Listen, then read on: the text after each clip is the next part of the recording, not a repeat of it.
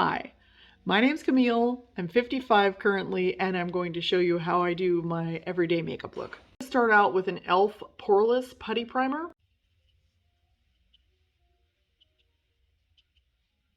And what this does is it fills in little tiny pores on your face and fine lines and wrinkles.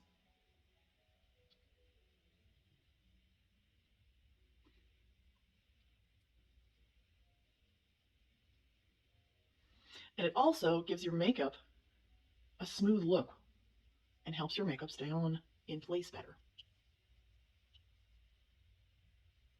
And this one has a little bit of a blurring agent in it as well, which, let me tell you, I definitely don't mind a blurring agent. Don't worry about the names of any of the products that I'm going to use. I'll have it all in the description for you. And if you're on a mobile device, all you have to do is find the three little dots. I believe they're on the right-hand side of the video, and tap that and it'll take you to the description. And I'll put links for everything there. Now, I've pretty much got this all over my face. I'm also going to put it under my eyes because it has squalene in it, and it's going to provide me with a little extra hydration,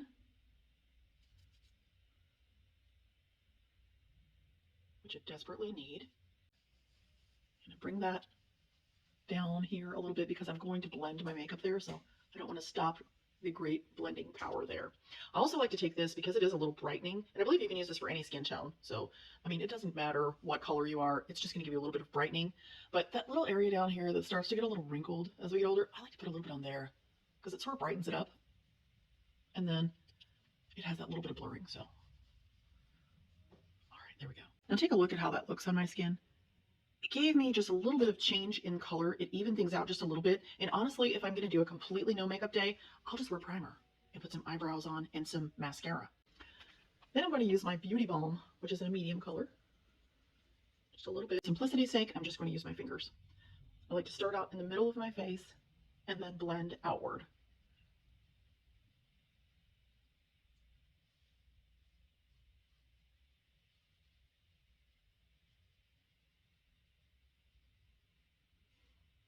And I just kind of get it on there, and then I'll use a sponge to blend it.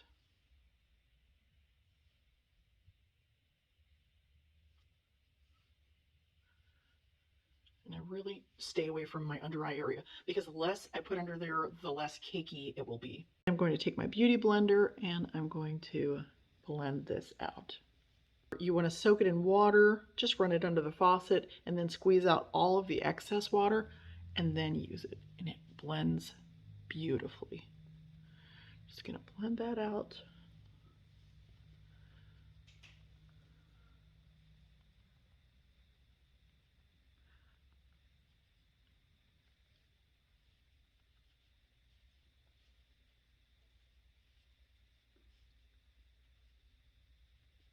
Just evening out my skin tone a little bit.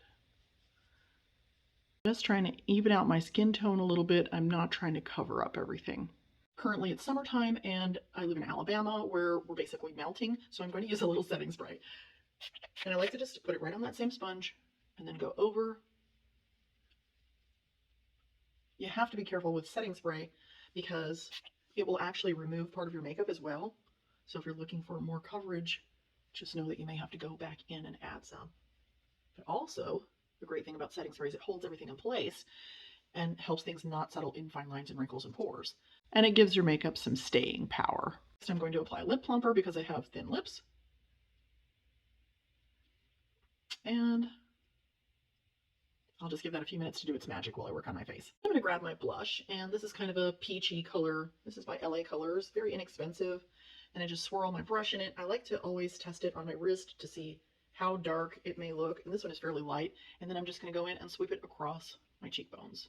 I like to use this motion here like a U and build it up to the intensity that I want.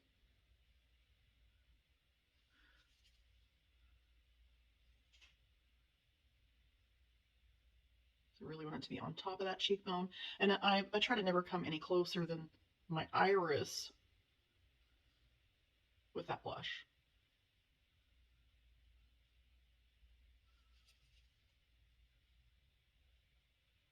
And when I get the color that I like, I'm just going to kind of blend it and sweep it upward. and work it slightly into my hairline. Bring some warmth to my forehead.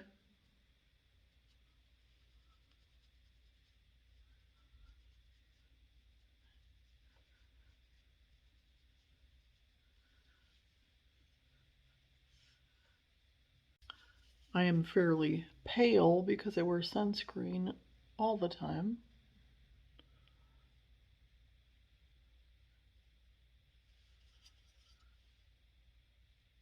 And it's important to add some color into our cheeks as we get older because our skin gets to be more transparent, and you usually see the underlying colors come through, and we tend to look like we're a little see-through.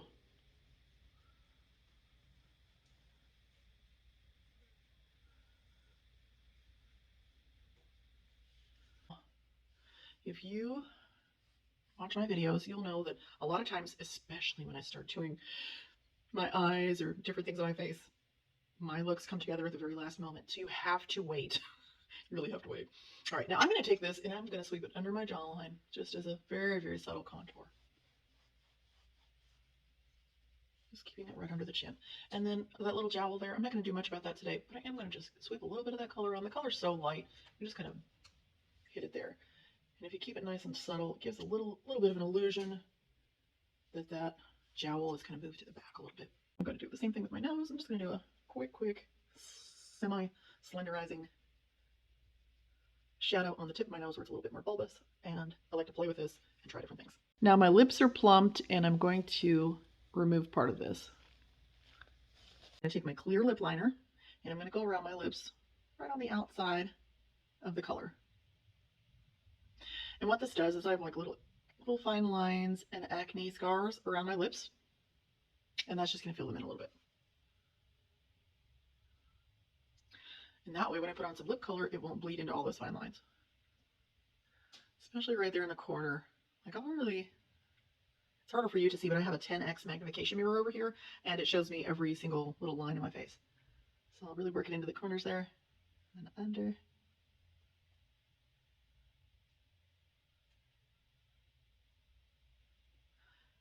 And it's really great for, I have an acne scar right here that's kind of right on the side of my lip, and then it turns into a wrinkle. So once I get that on there, just give it a little blend. Get a little blend with my finger. These are really waxy, so it's going to prevent little things from seeping out into those wrinkles for a good while. And I love a lip gloss, just something light and easy to bring a little color to the lips and draw attention to them without overdoing it. Plus, everybody can wear lip gloss. It's so simple. No skill involved here. You put it on, there you go, you're done. I absolutely love to wear lip gloss, especially if I'm going to go out to lunch or out someplace where I don't want to worry about my lipstick changing, because I can just reapply. I don't have to look at myself in the mirror. I don't have to wonder, did my lipstick wear off and am I still just wearing a lip liner? Can everybody see just my lip liner? I don't want to go through all that unless it's something really special. So a lip gloss will do the trick most of the time. As you can see, I have very little for eyebrows. So I'm going to use an eyebrow powder. This is a waterproof powder. Not many of those around. And it's also in stone gray. So I'm just going to coat my brush up. Again, I normally test things on my wrist to see how dark it's going to go on, but I actually know this product well, and you can pretty much load your brush up. Then I'm just going to go in and start to fill in my brow. I have a lot of videos on eyebrows, so I'm not going to talk too much about this. Just it's important to have a nice brow to frame your eyes. And of course, you want to make sure that your brow starts there, which mine does not, because it's been overplucked, and I also have Hashimoto's, which causes your brows to fall out. So I'm just going to fill this in. And I'm not being too careful because I'm going to clean this up, and that's going to make it a lot faster. And I'm just using an eyeshadow brush. And I like to use an eyeshadow brush because it diffuses the color, and then when I'm all done, it'll look a lot more natural. Remember when I told you my videos come together at the last minute? It's true. Just trying to get enough in there to give myself an arch. And look back in the mirror and see if I have everything looking kind of straight in the beginning. Now, those of you who are blessed with good brows, if you're blessed with good brows and they're just maybe graying or they're white and you want to darken them up a little bit, you just need a good brow mascara. And I like to do this on a piece of tin foil or a little plastic piece. Just work off the excess, because if you go straight to your eyebrow with this, it could leave a giant brown streak that's way too dark, and you can't really fix it after it's on there. You can always go back in and add more, but it's hard to take off a bunch if you put a big whack of it on your face. So now I'm just going in and hitting all of the real eyebrows that I have so that I can make this look more natural when I'm finished. And I've just got a little tiny bit of product on this brush, so I'm just going to brush it in the direction that your brow would naturally go. And then this dries pretty quickly. My micellar water on a Q-tip, and I'm going to clean it up now. It's just so much faster to slap it on there and then clean it up after, rather than trying to be meticulous all at once. So there's one. Then I'm just taking a tiny bit of concealer on a brush, and I'm going to apply it right underneath my brow bone and work it outward. And my apologies, all of a sudden the sound stopped working on my video, so I had to do a voiceover. So if my lips weren't moving at the same time as you were hearing, it's not you. Next, I'm applying a primer to my eyes. I like to wear a primer on my eyes because it keeps my makeup in place longer and it keeps it from creasing up as badly. Today I'm going to try out some new cream shadows that I found on Amazon. I'm starting out with a light brown color, and since I have a hooded eye, I just go ahead and cover up my entire lid, and then I use my eyeshadow brush to blend it. The cream sticks I'm using appear to be self-setting, so they dry really quickly, so if you decide you want to try them, make sure you work fast. Now I'm going to be quiet and let you watch my process, and I'll be right back.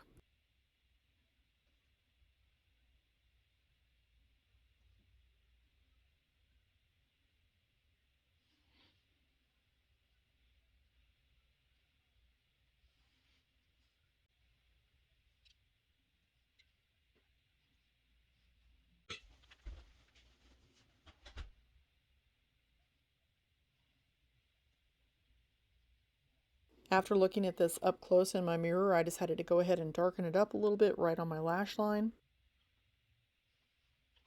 And then I added a little shimmer on the inner part of my lid just to sort of draw more attention to my eyes. And I couldn't resist this dark green gold color, and I thought it might bring out the colors in my eyes, so I had to pop that on. Then I'm going to mix some of that poreless putty primer that I used in the beginning all over my face with a little bit of my concealer. Essentially, I'm making a highlighter for my face.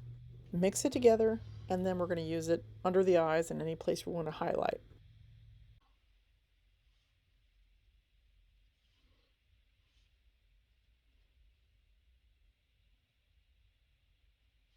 And when I'm doing this, I like to go ahead and overlap a little bit on my eyeshadow just to blend it out and make it look really soft. And I'm going back in with that damp sponge, and I'm just going to blend things and make sure that everything looks as soft as possible. And I needed a little bit more coverage right on my inner eye and then on the outside there. And so I just am going back and adding a tiny bit more. I think it's better to add a little and then go back and add more than to put too much on to begin with and have to deal with it. Now I'm just brightening the center of my face, and then I'm going to do a little swoop up there and there for a little lifted look. Then we're on to lashes and one last trick.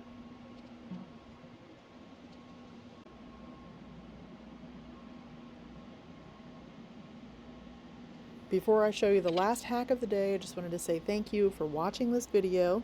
Please leave me a comment or a question. And last but not least, I'm going to spray a little bit of setting spray on my brush, and then I'm going to go in and just buff out that area right there where I put the concealer, just to make sure nothing is going to crease up and look bad. So sorry for all the sound problems at the end of this video. I'll do better!